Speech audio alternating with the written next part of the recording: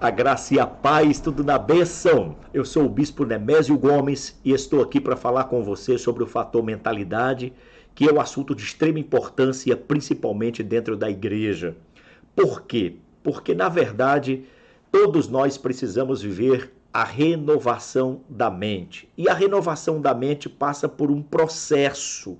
E esse processo é exatamente o que nós queremos tratar ao longo de vários vídeos que vamos estar colocando aqui. E hoje, especificamente, eu estarei falando sobre a importância de você deixar de pensar pequeno. Então, pare de pensar pequeno. Muitas pessoas têm um desenvolvimento retroativo, né? Com respeito a avançar, a crescer, ele é o inverso. Ele fica retroativo, ele diminui, ele se retrai, ele não avança, ele tem medo. Na hora que as oportunidades chegam, batem à sua porta, ao invés dele abraçar as oportunidades e dar graças a Deus por isso, ele se trava, se tranca, não consegue prosperar, não consegue trabalhar, não consegue fazer, se acha incapaz, se acha não merecedor daquilo que chegou às suas mãos. Pois é, essas pessoas acabam vivendo um problema muito sério, que é o de pensar pequeno. Elas não conseguem pegar das coisas que têm ou daquilo que já possuem e projetar isso ao ponto de chegar até aquilo que não tem, até aquilo que não possuem. Elas são limitadoras de si mesmo. E por que fazem isso? Porque não entenderam o processo bíblico de renovação da mente. A renovação da mente, ela transforma a sua alma, ela transforma você e faz com que você desenvolva um entendimento claro à altura da palavra de Deus, à altura do que Deus ensina, à altura do que Deus fala, à altura do que Deus tem para a sua vida. Mas para você poder entender isso, nós vamos desenrolar esse assunto um pouquinho falando sobre alma. A alma é muito importante, porque você é um ser almático, você possui uma alma. E essa alma, na verdade, ela constrói, ela desenvolve e ela revela no final o seu ser, a sua personalidade, quem você é. Se você não souber fazer uma leitura clara da sua alma, você não vai saber lidar e nem processar com as coisas da vida que te cercam. Aquilo que te aflige, aquilo que te faz bem, aquilo que te ataca, aquilo que te protege, aquilo que te anula, aquilo que te projeta. Você não vai saber lidar com essas coisas da vida porque você não tem uma leitura de si mesmo. E até mesmo quando Deus colocar diante de você uma grande oportunidade, uma grande bênção, você vai acabar não sabendo lidar com isso porque você não sabe fazer uma leitura de si mesmo, ler a sua própria alma, né? E a alma, ela tem 3 funções básicas. Se você entender essas 3 funções básicas, você vai parar de pensar pequeno e você vai começar a pensar grande. E Deus tem isso para você, que você pense grande. Alguns textos, como por exemplo, pede-me e te darei as nações por herança, né? É texto que te leva a pensar grande. Texto, por exemplo, que diz eu tudo posso naquele que me fortalece. É texto que te faz pensar grande. Que o Senhor, né, vai nos abençoar abundantemente além daquilo que pedimos ou pensamos. Esses textos nos fazem pensar grande. Mas, na verdade, por que não pensamos? Porque nós não conseguimos enxergar o nosso verdadeiro potencial. Quando Jesus chegou a Pedro e disse, olha Pedro, depois daquela primeira pescaria milagrosa, né, que Pedro vai ao mar adentro ali e joga a rede do lado direito do barco depois de ter pescado a noite inteira e não ter apanhado nenhum peixe. Quando Jesus dá essa ordem para Pedro e que Pedro engancha a rede de tanto peixe, que viu tanto peixe ali, ele fica temeroso e Jesus diz para ele, Pedro, não tenhas medo, porque a partir de hoje te farei pescador de homens. Porque Jesus usou a terminologia pescador para apontar um novo alvo, um novo objetivo, pescador de homens.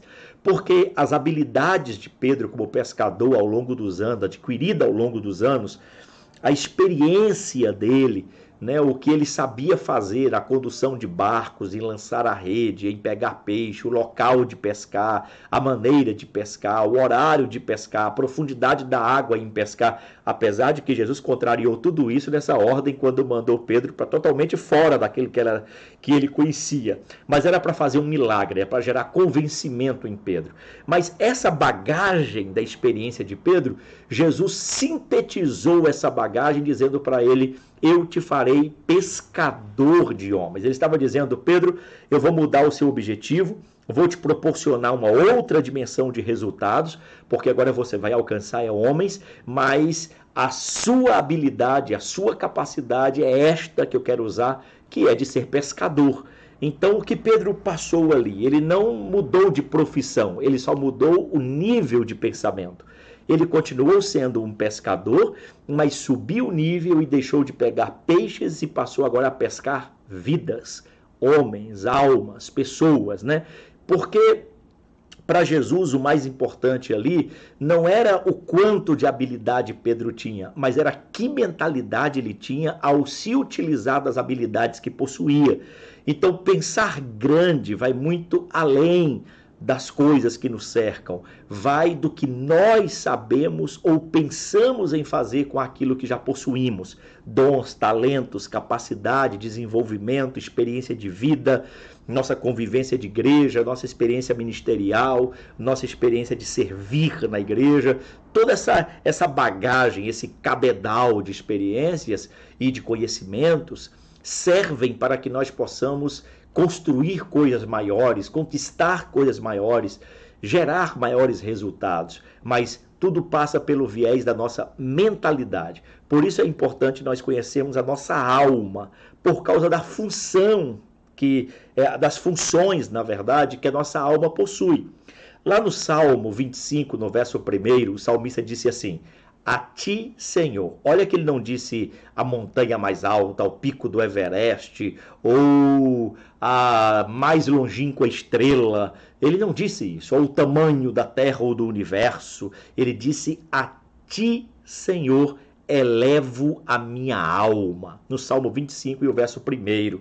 A ti, Senhor, elevo a minha alma. Ele estava dizendo: Senhor, eu levantarei a minha alma até o Senhor. Mas o que ele queria dizer com isso? Vamos entender primeiro o que é a alma, com as suas 3 funções, para nós podermos entender o que é elevar a alma. Isso significa que eu posso mudar a estatura da minha alma. Como isso acontece? Para eu poder deixar de pensar pequeno e passar a pensar grande. Primeiro, você deve ter ouvido pessoas falarem assim: eu não aguento mais. Será que não aguenta mais? Talvez você mesmo já tenha dito isso algumas vezes. Eu não aguento mais. Mas será que não aguenta mais? Porque você não tem noção do potencial que há em você, da capacidade que há em você, do que Deus plantou na sua vida ao longo dos anos. Você não tem noção. Não subestime o seu potencial. Não subestime a sua capacidade. Porque, na verdade, você aguenta sim e você pode ir muito mais longe do que você já foi até hoje. Então, entenda isso. A primeira coisa que tem que entender da sua alma, que é a primeira função dela, é a sua mente. A segunda coisa são as suas emoções, que é a segunda função da alma.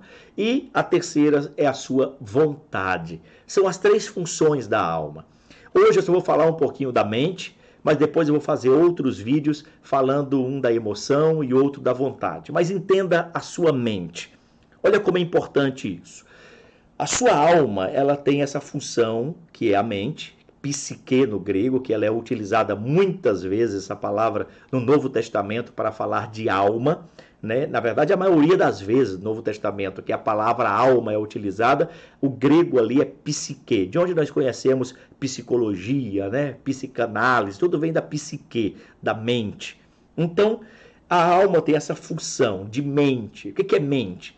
Mente é a sua parte ou a sua função da alma, né? Que precisa ser construída, precisa ser formada. E ela é formada através das informações. Então, quanto mais informação você vai recebendo, você vai construindo, vai desenvolvendo, formando a sua mentalidade, consequentemente, dando personalidade à sua alma no sentido de construção mental. E essa construção mental, ela vai te dando, então, forma, né, de cosmovisão da vida, forma de você ver o mundo à sua volta, de você enxergar a vida, de você enxergar os processos. Então, essa formatação da sua mente, através das informações, vão formando também a sua maneira de ler a vida e o mundo, tudo que está à sua volta. Por isso que é muito perigoso você receber informação totalmente distorcida da verdade. Quando você recebe informação que constrói em você uma vida em Deus, uma vida de fé, uma vida de confiança, uma vida fundamentada, pautada, né, de forma cristocêntrica, de forma doutrinada, você então cresce estável na sua mentalidade de fé. E aí nada te abala. Você resiste acima de todas as coisas, você supera todas as coisas, porque a sua mentalidade está formada a partir de informações consistentes na verdade de Cristo. Ao contrário, também é verdadeiro. Você pode ser formado totalmente fraco, totalmente deprimido, angustiado, bloqueado nas suas emoções, enclausurado emocionalmente, através daquelas informações anuladoras. E essas informações vão trancando você e vão tirando, obstruindo em você as coisas boas, aquilo que te levanta, aquilo que te dá ânimo, aquilo que te fortalece, aquilo que te capacita, aquilo que te faz ser resiliente, aquilo que te faz sobressair. Você vai anulando isso, a sua capacidade de amar, a sua capacidade de ser amado, a sua capacidade de dar, a sua capacidade de receber. As coisas boas, contextualmente, da sua vida vão sendo bloqueadas se você está sendo formado pelas informações erradas. Então, por isso que a mente ela é muito importante, porque a mente é a função da alma que recebe as informações e que vão construindo o seu ser. E aí, se você só absorver informação ruim, o seu ser vai ser construído ruim. Porque os crentes de hoje são fracos, desviam facilmente, deprimem facilmente, desanimam facilmente, perdem o ritmo, perdem a paixão, perdem a espiritualidade, perdem a vontade de servir no reino de Deus, se machucam facilmente, são melindrosos e abandonam o propósito de Deus com a maior facilidade, e com a desculpa de que meu tempo acabou. E começa por aí uma série de desconstrução do propósito de Deus. Por que são assim? Porque, na verdade, ao longo dos anos na igreja, as informações absorvidas na mente desse crente foram informações destruidoras e não construidoras. E isso fez com que essas pessoas fossem fracas no processo, na maneira de processar, de interpretar, de ler a vida e de ler o mundo à sua volta. E aí se tornam crentes fracos. Não é a verdade de Cristo e nem o Evangelho que são as informações fundamentais e principais que formatam essa maneira de pensar, essa mentalidade. Não, são coisas, são circunstâncias, são situações, são momentos, são épocas, são pessoas, são experiências que viveram de ruim, frustrações, enfim. Não o evangelho, não a verdade de Cristo. Então se tornam crentes fracos, porque o processo mental está errado. Quando o processo mental, a absorção de informações corretas, verdadeiras, estão abastecendo essa mente, essa pessoa se torna mais forte, mais resistente. Esse crente fica mais forte, mais resistente, sabe processar melhor as informações, a fé dele fica mais inabalável, porque a verdade de Cristo agora o fundamenta, o estabelece, o coloca sobre a rocha. Então, receber a informação é muito importante. Esse é o primeiro passo que você precisa entender sobre parar de pensar pequeno. Você precisa ter muito cuidado com a sua mente, para você poder filtrar, cuidar das informações que estão chegando para você. Então, as informações ruins vão construir uma mente ruim. As informações boas vão construir uma mente boa. Então, qual o seu papel? Ah, bispo, mas eu recebo informações ruins o tempo inteiro. Como é que eu vou evitá-las? Como eu vou conseguir me livrar das informações ruins? Não é se livrar das informações ruins, é valorizar mais as boas. Então, as boas você recebe com celebração. As ruins você recebe com mais desprezo, com menos valorização. Então, as boas você celebra e as ruins você põe num arquivo, você deixa de uma forma de que te proteja, você não deixa que afete você. E você coloca escudo da fé. A tua fé é uma certeza, a tua fé é uma convicção. Então, quando você recebe a notícia ruim, você põe o escudo da fé na frente e diga, mas eu creio que vai mudar, eu creio que vai ser diferente, eu creio que Deus pode reverter esse quadro, eu creio que está na mão de Deus e que Deus sabe cuidar disso. Se foge da sua alçada a informação ruim, você não tem controle disso, o que você faz? Escudo da fé, coloca a sua fé lá e diz, olha Senhor, está aqui, eu creio que tu vais operar e descansa nisso, acredite, confie, mas não deixe a informação ruim reger você, dominar você. E as informações boas, você coloca então a celebração, você põe as ações de graças, você põe o louvor, você põe a adoração, você põe a gratidão, você põe o reconhecimento, e aí você dá o senso de valorização às informações boas. Então, se tem pessoas ruins prejudicando você, a melhor resposta para as pessoas que prejudicam você não é a sua mágoa, não é a sua tristeza, não é a sua revolta, não é a sua ira, é a insignificância e o perdão.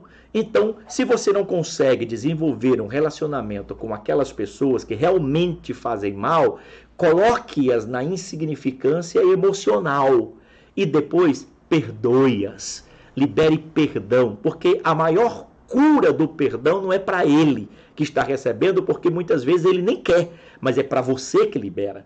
Então, se você entender que esse processo da sua construção mental está a sua saúde, você vai ter um outro tipo de vida cristã, um outro tipo de relacionamento com Deus, porque você vai estar mais saudável de alma. Então, encha a sua mente de informações que te fazem ficar mais apaixonado por Deus, mais apaixonado pela obra, mais apaixonado pelos propósitos de Deus, independente do contexto que te cerca, porque a tua fé, ela não é pautada nas circunstâncias que te cercam, ela é pautada na rocha que é Cristo. E a igreja ainda é a noiva de Cristo. Então, não fuja da igreja porque existem problemas do contexto. Proteja a sua mente. Não fuja do propósito de Deus em servi-lo e cumprir o seu ministério porque tem situações adversas que te cercam dentro da igreja. Proteja-se e siga no propósito, porque a obra é de Cristo. A igreja é de Cristo. O propósito é de Cristo. Não misture as coisas. Proteja a sua mente e o seu coração, porque se proteger a sua mente, as suas emoções vão ficar saudáveis, e se a sua mente estiver saudável, você vai ter uma cosmovisão, uma maneira de ver a vida e o que te cerca de forma diferente. Então, aprenda a pensar grande, e a maneira de pensar grande é cuidando da sua saúde mental. A sua alma é muito importante para o processo do desenvolvimento da sua vida cristã. Porque senão você pode ser bem construído ou mal construído em alma para poder fazer a obra de Deus. Por isso tem muitos crentes que são crentes abençoados no sentido de terem uma vida com Deus de oração, de jejum e ainda assim não são felizes. Crentes que pregam o evangelho, ensinam o evangelho e ainda assim pensam em suicídio. Por que isso? Porque não há saúde mental, não há um processo saudável de renovação da mente através das informações verdadeiras de Cristo. E estas sim precisam reger a sua maneira de pensar. Cuide da sua saúde mental e você vai pensar grande. Pensar grande o que é? Preste atenção nisso, porque é muito importante você entender isso.